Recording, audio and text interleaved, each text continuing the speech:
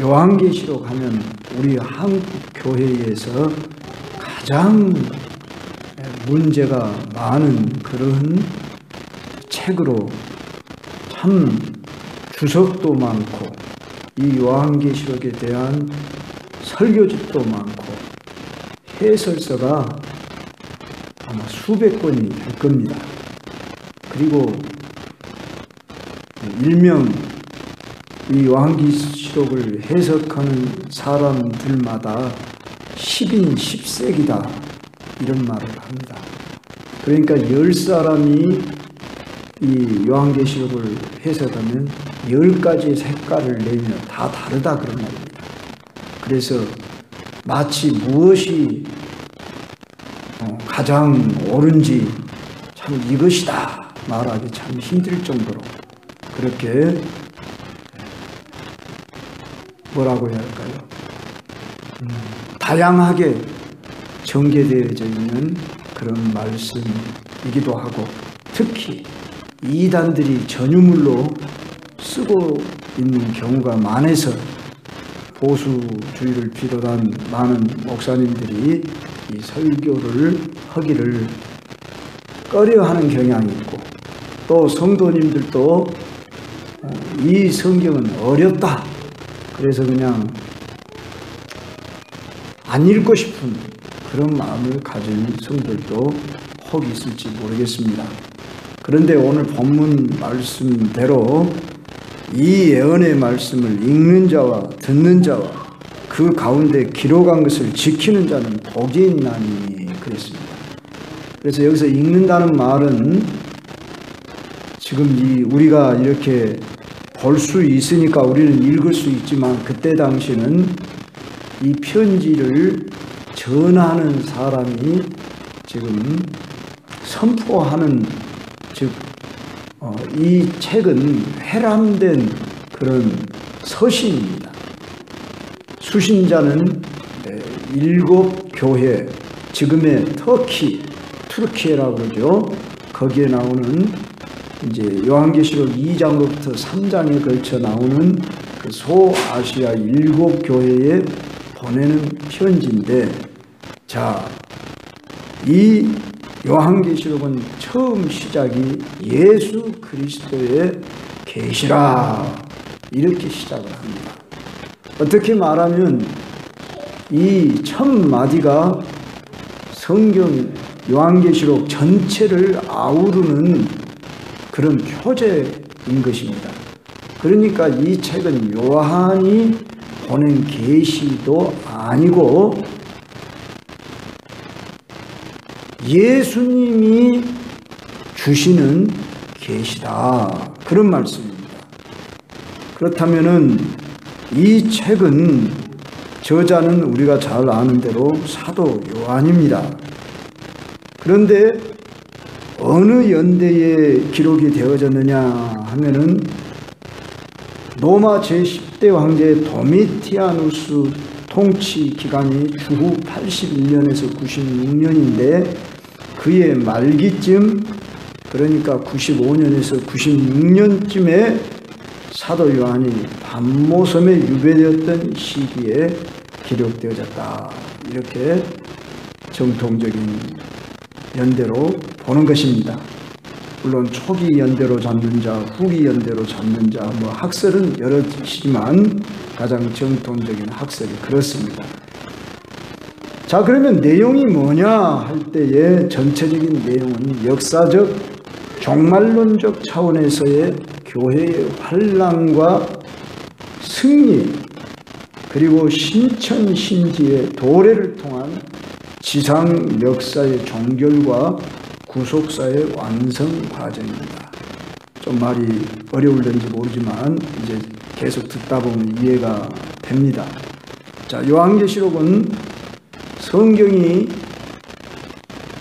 이렇게 배열된 순서도 마지막에 있듯이 첫 시작의 책은 창세기이고 마지막 책이 요한계시록인 만큼 이 요한계시록은 세상과 종말의 역사를 보여주는 책으로 내용이 되어 있습니다.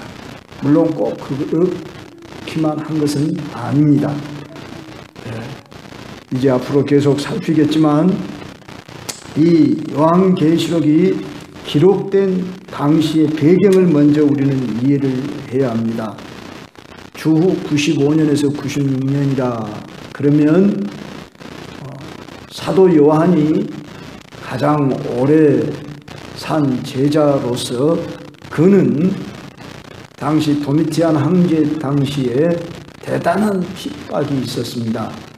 우리가 잘 아는 로마 10대 황제 하면은 그 중에 폭군 네로를 기억합니다.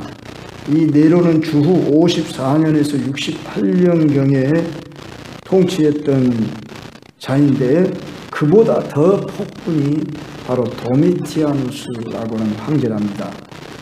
그는 자신을 신이라 주장하면서 자신에 대해 주와 하나님으로 부를 것을 강요했습니다. 그렇게 하지 않으면 바로 옥에 가둔다든지 잡아 죽이는 그런 극심한 환난 중에 바로 여기 저자인 사도 요한도 밤모섬에 유배를 당하는 중에 환상을 또는 보며 음성을 직접 들으면서 이 말씀을 받았다 이렇게 전해집니다. 그럴 때 바로 황제를 주라고 하나님이라고 할 것이냐 예수님을 주라고 할 것이냐 하는 이런 선택의 강요 속에서 이 말씀이 쓰여진 배경이다 그 말입니다. 그러니까 극심한 환난 핍박 속에서 이제 그 성도들이 얼마나 참 믿음이 흔들리겠습니까? 아무리 초대교회 성도라 할지라도 목숨의 위협이 다가오는 상황 속에서 믿음이 약한 사람들은 두려움, 불안, 공포 속에 빠지고 또한 예수님을 나는 주라고 안 믿습니다. 이렇게 고백만 하면 살고 평안할 것인데 보이지 않는 예수님을 주라고 고백하고 믿으면서 순교를 당해야 하는 그런 현실에 직면해서 그들을 위로하고 격려하며 또한 소망을 주면서 확신 속에 다시 오실 예수 그리스도를 바라보고 새하늘과 새 땅 일명 신천신지 이 나라가 임할 것을 지금 소개해 주면서 그들로 하여금 그 극심한 고난 속에서 박해 속에서 소망을 가지며 확신 속에 믿음을 지킬 것을 바라며 이 편지가 소개되고 있다. 그렇다고 해서 그때 당시 그 사람들만을 위하여 쓰여진 것이 아니라 계시록은 종말의 관점에서 교회가 어떻게 될 것인가 하는 것을 투영시켜 줍니다. 그리하여서 하나님의 역사에 대한 전체적 시각에서 교회의 현재와 미래의 모습을 바라보게 합니다. 그리고 역사 배후에 활동하는 마귀의 세력과 악의 실존, 그것들의 종말을 생생히 제시하므로 교회가 직면한 싸움이 영적 싸움으로 궁극적으로 교회가 승리합니다 하는 것을 계시해 줍니다.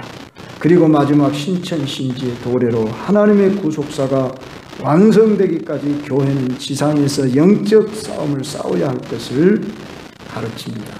우리는 계시록을 통해 천국의 실제량 가슴 벅찬 소망을 가지고 이 땅의 교회가 갖가지 환난과 박해도 불구하고 최후 승리를 얻게 될 것을 확신해야 합니다.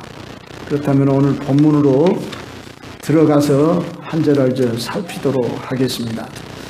1장 1절에 예수 그리스도의 계시다 했을 때 여기 계시라는 이 단어를 참 원문을 내가 뭐 안다고 이렇게 여러분들에게 막 뭐 남발하려고 쓰는 게 아니라 여러분의 이해를 돕자고 쓰는 것이니까 어떤 원문 언어를 써도 여러분이 다른 생각 갖지 말고 특별한 그런 단어들은 기억을 하면 좋습니다. 여기 계시라는 단어는 아포칼리십스라는 단어입니다. 이 아포칼리시스라고 하는 이 단어는 계시라는 단어의 뜻을 갖기도 하고 묵시라고 하는 뜻을 갖기도 합니다. 왜 이 단어가 그래서 공동번역 같은 경우에는 예수 그리스도의 묵시라 이렇게 아마 번역된 걸로 알고 있습니다. 그래서 영어 성경 같은 데도 보면 그런 식으로 쓰여진 번역된 성경이 많다고 합니다. 그러면 그 차이가 뭐냐? 먼저 계시라는 말은 드러낸다, 벗긴다, 감추인 것을 이렇게 보여서 알게 하는 그런 의미이지만 이 말이 또 묵시라는 말과 동일한 언어이기 때문에 이 묵시라는 말이 여기에 쓰여진 것을 그대로 우리가 받아서 이해한다면 이 말의 의미가 뭐냐 그러면은 주전 200년으로부터 주후 100년까지 유대 사회에 묵시 문학이 발달했답니다. 이 묵시 문학이란 문학 형식을 가리키는데 종말에 대한 관심을 집중하고 문학 기법상 고도의 상징주의를 사용하는 문학 장르를 가리키는데 바로 이 요한계시록이 그런 문학 장르의 형태를 가지고 기록이 되어졌다. 그래서 이제 학자들은 이 묵시 문학의 한 형태다 이렇게 말하곤 합니다. 그러나 우리는 성경은 성령이 저자로서 영감된 책이기 때문에 어떤 인간들의 문학적 서술이라고 보면 안 된다는 거죠.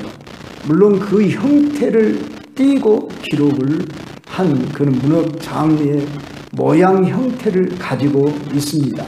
그래서 이 가령 요한계시록에 쓰여진 단어라든지 어떤 글들이 바로 그 당시 묵시문학적인 그런 상징적인 그런 언어로 되어 있어서 보통 사람이 들으면 잘 이해할 수 없도록 일부러 그렇게 난해하게 표현을 했다는 것입니다. 그렇게 함으로 인해서 그들만이 가지고 있는 어떤 비밀을 표현하려고 했던 것 같습니다. 그런데 우리는 계시록은 인간의 상상력의 산물이 아니라 신적 계시의 산물이기 때문에 결코 어떤 묵시 문학이다 이렇게 표현하면 곤란하고 묵시 문학의 형태를 가진 그런 편지입니다. 그러면서 이 책은 뭐냐면 계시라 그랬기 때문에 이 책은 하나님께서 예수님을 통해 천사에게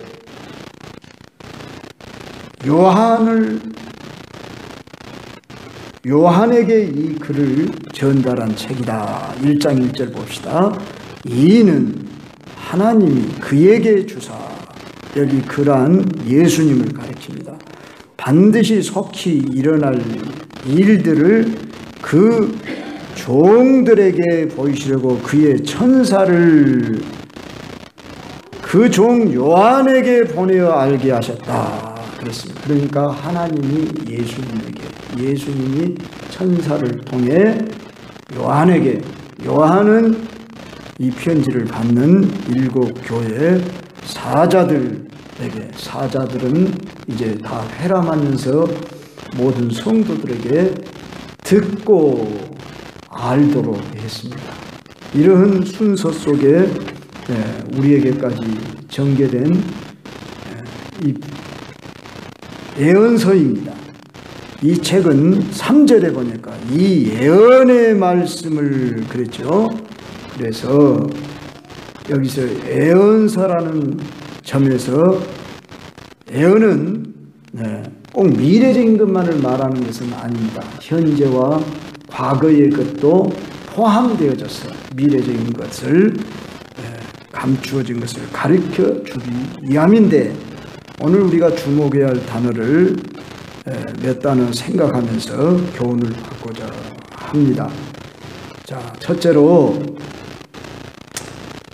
1절에 보니까 반드시 속히 일어날 일들을 그랬습니다.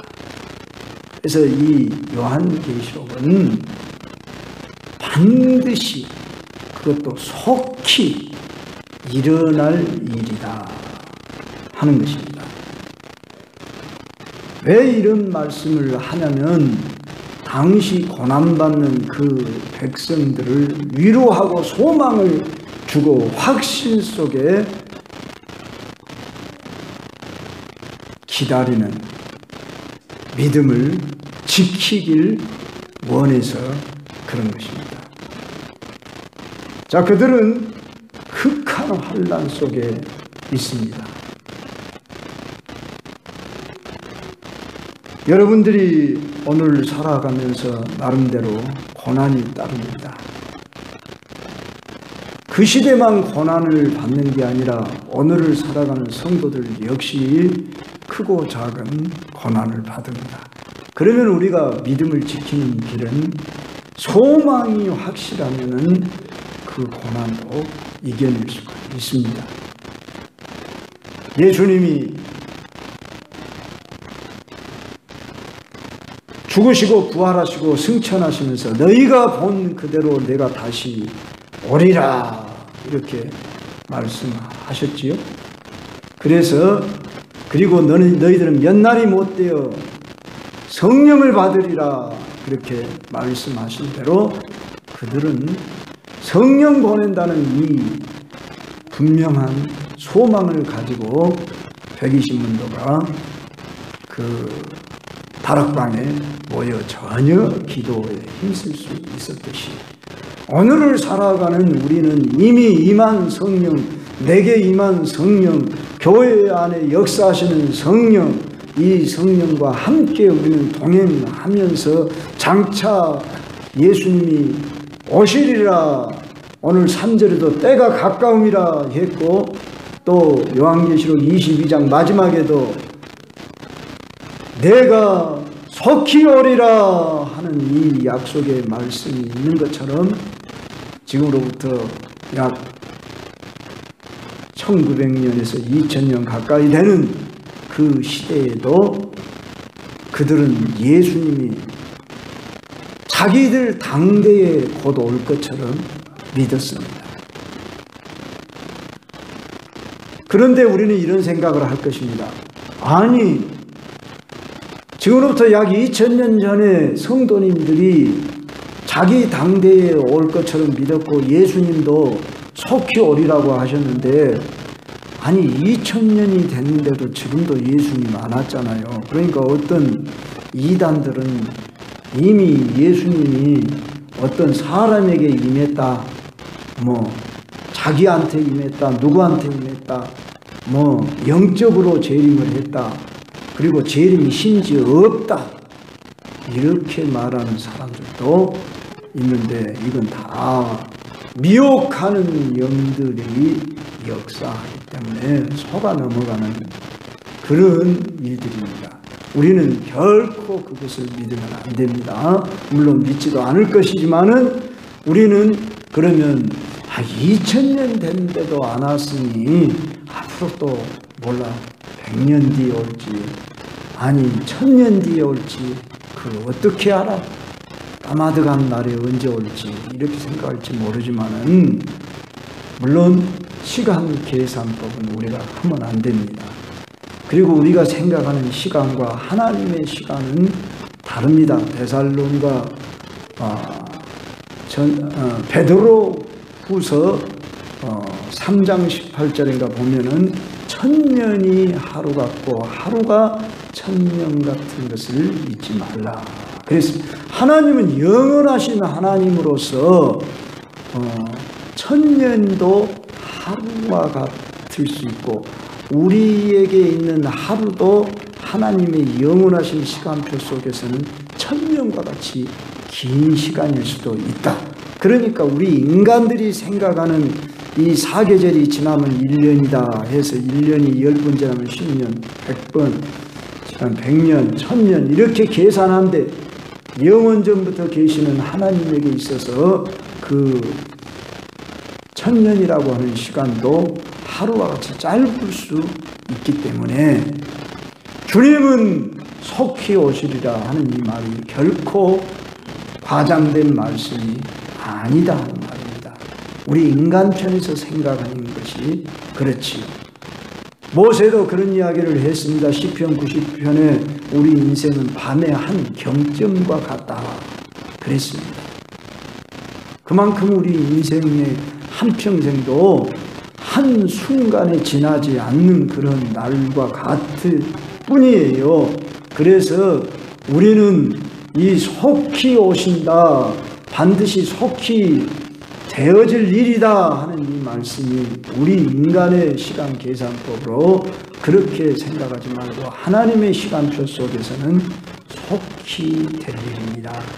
오늘 분명히 반드시 속히 일어날 일이다 이렇게 말씀했으니 우리는 이러한 가운데 늘 깨어 있으면 약속을 의심하지 말고 내 당대에 이루어지면 얼마나 좋겠습니까?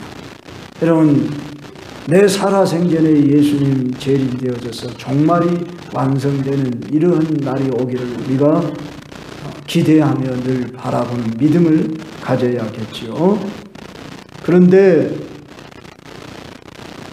우리의 어떤 시간과 상관없이 지금 우리는 이 말씀이 기록된 뒤로부터 거의 2000년이 좀 못된 1900년 이상이 된 이런 세월이 흘렀다고 해서 재림은 그 시대에도 곧 올 것처럼 믿었지만 안 왔는데 앞으로 또 언제 올지 몰라 그렇게 하면 안 된다 그랬죠.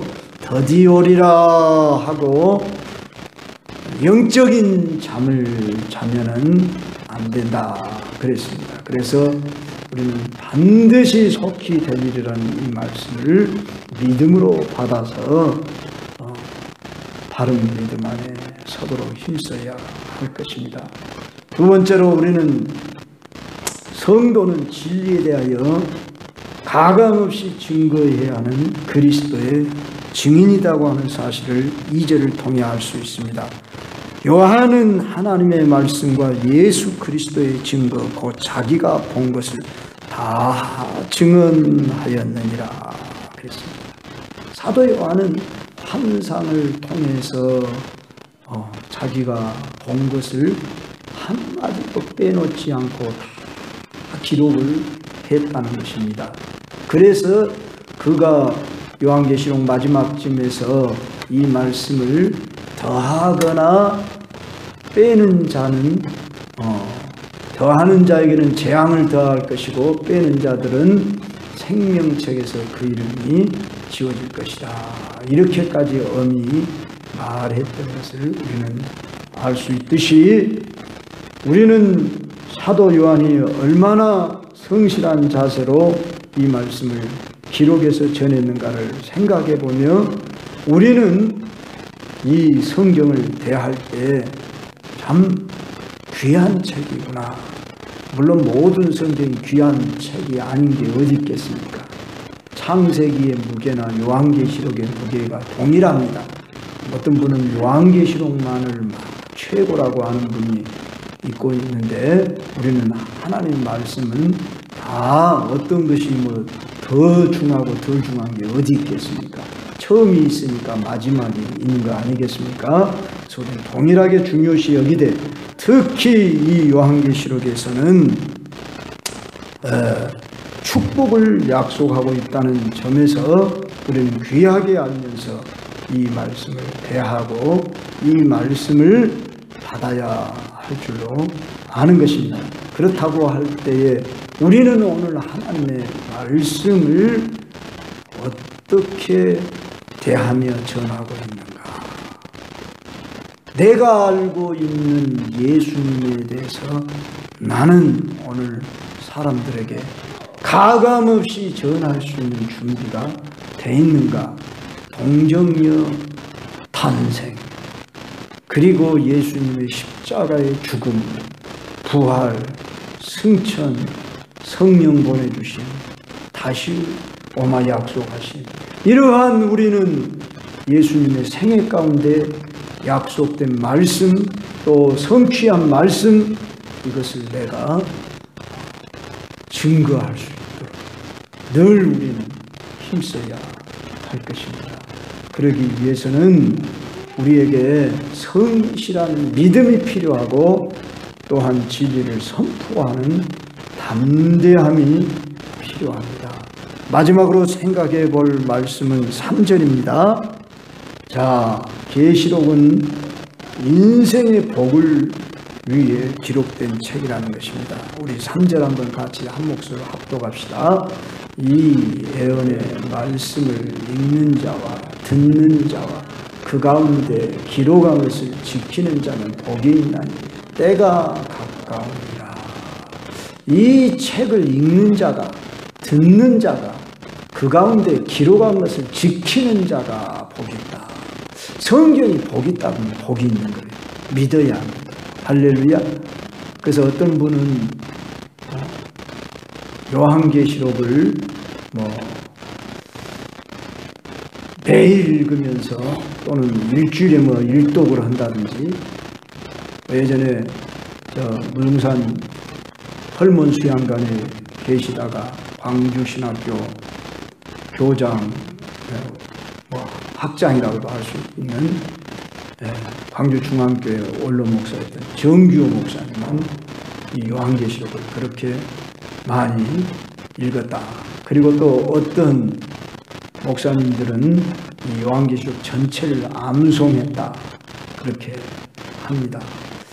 저도 한번 도전을 해보려고 그랬는데 아직 실천은 못하고 있지만 그럴 마음이 있습니다. 지금도. 그래서 요한계시록 22장을 할 수만 있다면 한번 암송해버려야겠다. 이런 마음을 품기도 했습니다.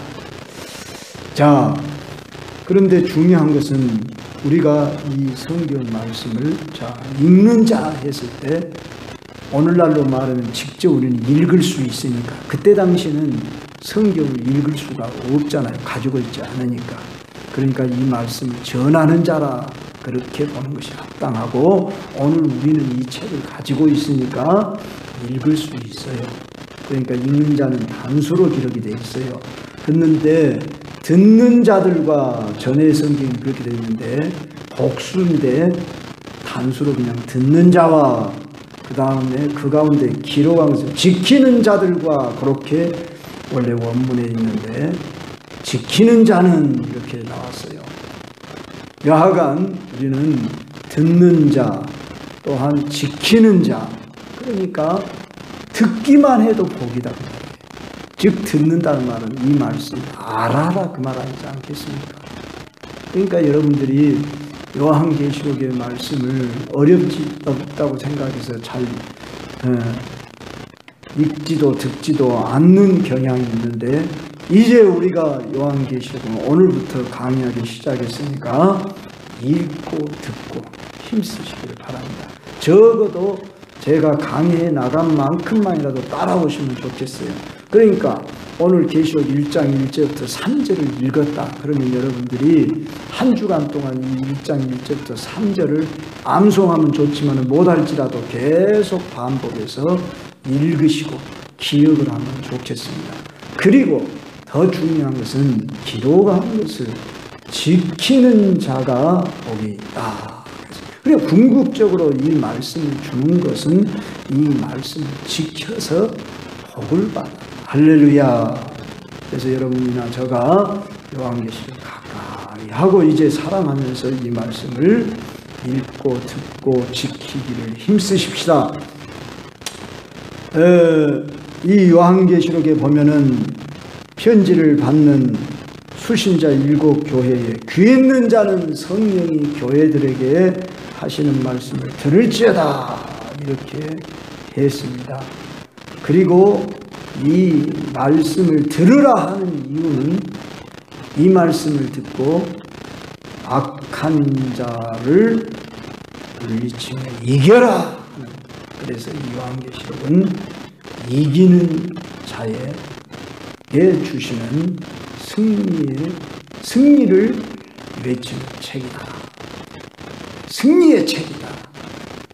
이렇게 여러분이 아시고 이 말씀을 여러분이 읽고 들었으면은 이 말씀대로 행하여 악한 세력을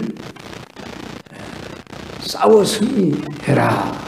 그러니까 방금 제가 이 책을 받는 사람들의 그 대상들이 당시 환난과 핍박 속에 고난 중에 있는 성도들에게 보내진 편지였다고 했지요. 그렇기 때문에 거기서 소망을 가지고 악한 자를 대적하여 승리할 것을 주문하고 있는 말씀입니다. 우리는 오늘 이 말씀을 이 현 시대를 살아가면서 적용을 할 수 있어야 하는 것입니다. 그래서 한 말씀 우리는 이 말씀을 참 보약을 다려먹는 마음으로 읽으면서 참 여러분들에게 피가 되고 살이 되는 그런 귀한 말씀으로 역사가 있기를 바랍니다. 네. 일찍이 어느 말씀이 더 중요하고 덜 중요하고가 있겠습니까마는 여호수아에게 그런 말씀을 했지요. 이 율법책을 내 입에서 떠나지 말게 하며 주야로 그것을 묵상하여 그 가운데 기록한 대로 다 지켜 행하라. 그리하면 내게 평탄할 것이요 네가 형통하리라 그랬습니다. 오늘 또 이제 요한계시록 처음이니까 이 정도 하고 우리가 앞으로도 이제 이 말씀을 계속 묵상해 나가고 연구해 나갈 때 우리 심령이 뜨거워지고 은혜가 있으므로 정말 약속한 이 복이 넘치시길 주의 이름으로 축원합니다. 아멘.